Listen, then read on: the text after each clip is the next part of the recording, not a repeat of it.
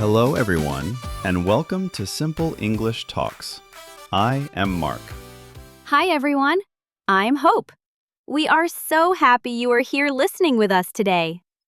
Today, we are talking about how to speak English in real situations, because real life is very different from a textbook. That is so true. Before we start our chat today, if you want to improve your English with us every week, please hit the like button and subscribe to our channel. It really helps us make more videos for you. Now, let's talk about using English in the real world. I think the biggest problem for beginners is fear. People are just so afraid of making a mistake. Exactly. You stand in a coffee shop and you just want a simple cup of coffee, but you worry about using the wrong verb. And then you just point at the menu and say, "This one," because it feels safer. I have done that in other languages too. But the truth is, people in the real world do not care about perfect grammar. They really don't. They just want to understand you. If you say, "I want coffee," instead of, "I would like a coffee," they will still give you a coffee. The message is much more important than the grammar. As long as they understand your message, you are successful. But Mark, what about when the other person speaks too fast? That is a very common problem. Oh, that is terrifying for a beginner. You ask a very simple question, and they give you a fast, long answer. It sounds like a very fast train of English words passing by. That is a great way to describe it. In that situation, you must be brave. You need to ask them to slow down. But how do you do that politely? You can just smile and say, "Could you speak a little slower, please? I am learning English." That is a magic sentence. When you tell people you are learning, they completely change. They usually become very kind and helpful. Most people are good. They want to help you communicate. They will slow down and they will use easier words. Another big problem is searching for the perfect word in your mind. You want to say delicious, but you forget it. This happens to me all the time. But you do not need the word delicious. You can just say very good or very tasty. Yes, keep it simple. If you forget the word for airport, you can say the place where airplanes fly. The person might smile, but they will understand you completely. This is a very useful skill. Real English speakers do this too when they forget a word. It keeps the conversation moving forward. If you stop speaking and try to remember one word for 10 seconds, the conversation just stops. It is better to use simple words to explain what you mean. Did you ever forget a really basic word when you were traveling? Oh, definitely.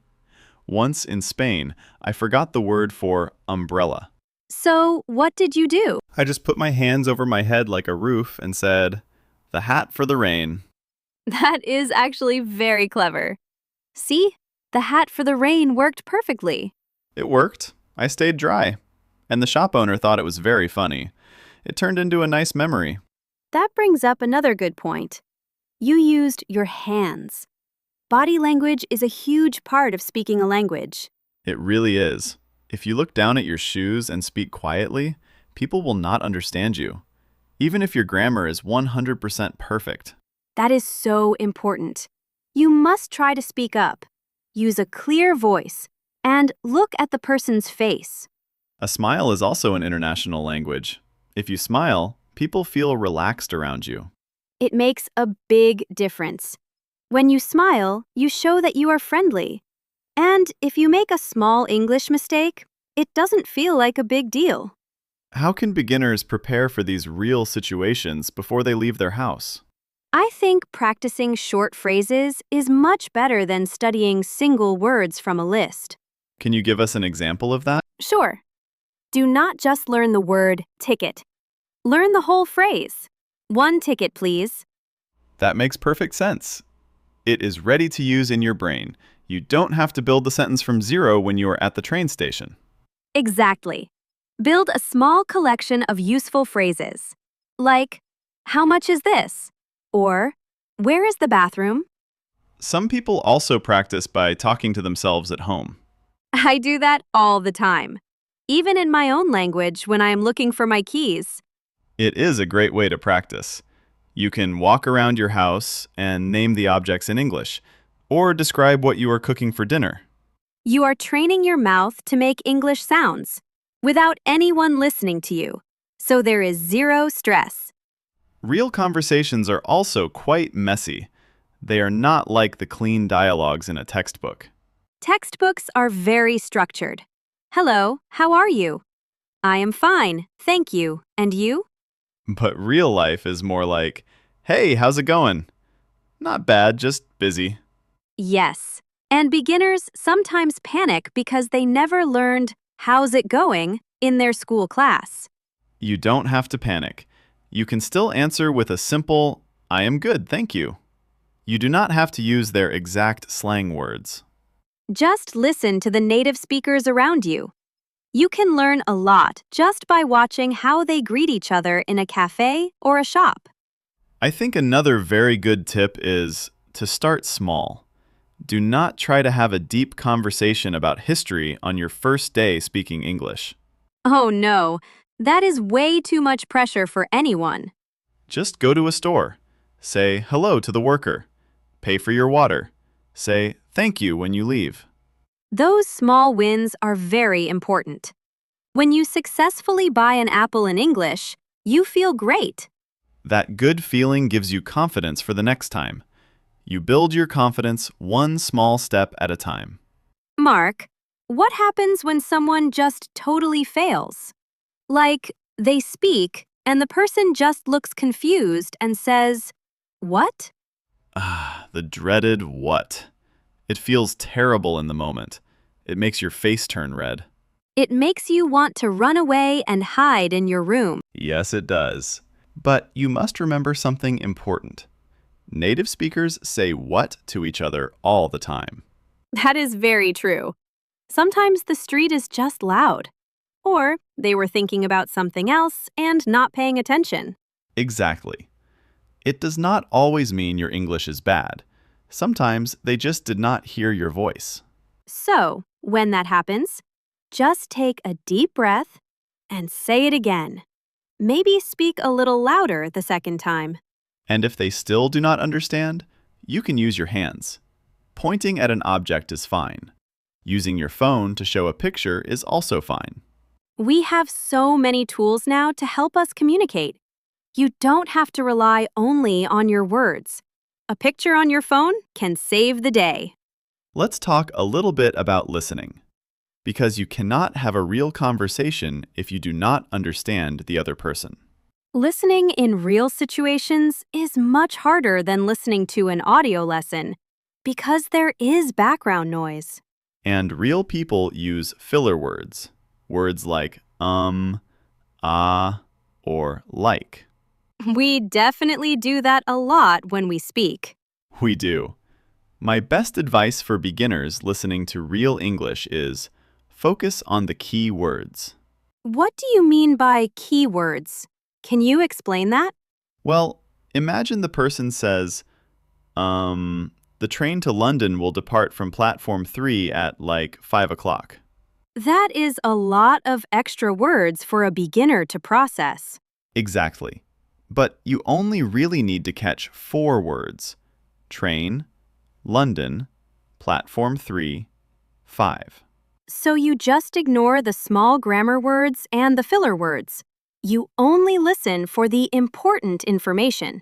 Yes, your brain is very smart. It can piece together the meaning from just a few strong words. You don't have to understand every single sound.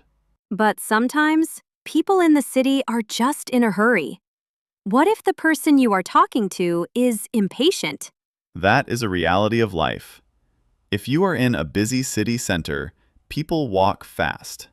They want to finish their tasks quickly. It can make you feel very nervous when the cashier is waiting for you to find the right coins and the right words. In those moments, please remember it is not personal. They are not angry at you. They are just having a busy day. Keep your sentence very short. Get what you need, smile, and leave. You do not have to practice your English on everyone you meet. Very true. Save your long practice conversations for a relaxed coffee shop, not a busy train station when everyone is rushing home. Have you ever noticed that it is sometimes easier to speak English with other learners? Oh, absolutely. If a person from Brazil meets a person from Japan, they use English to talk to each other. And they usually understand each other perfectly because they both use simple, clear words. And they both know how hard it is to learn a new language, so they have much more patience with each other. That is a wonderful way to practice. Talk to other beginners.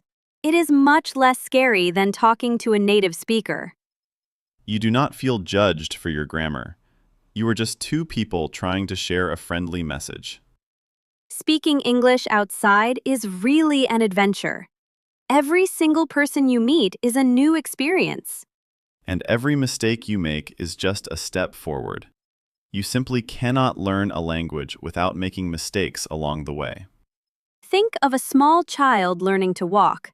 They fall down 100 times. But they never stop and think, oh, my walking skills are bad, I will just stop trying. Exactly. They just stand right back up and try again. As an adult learner, you need to have that exact same brave spirit. We know it feels hard sometimes, but you are doing better than you think. Thank you so much for spending your time with us today. If you enjoyed this video, don't forget to subscribe and write in the comments what topic you want in the next episode.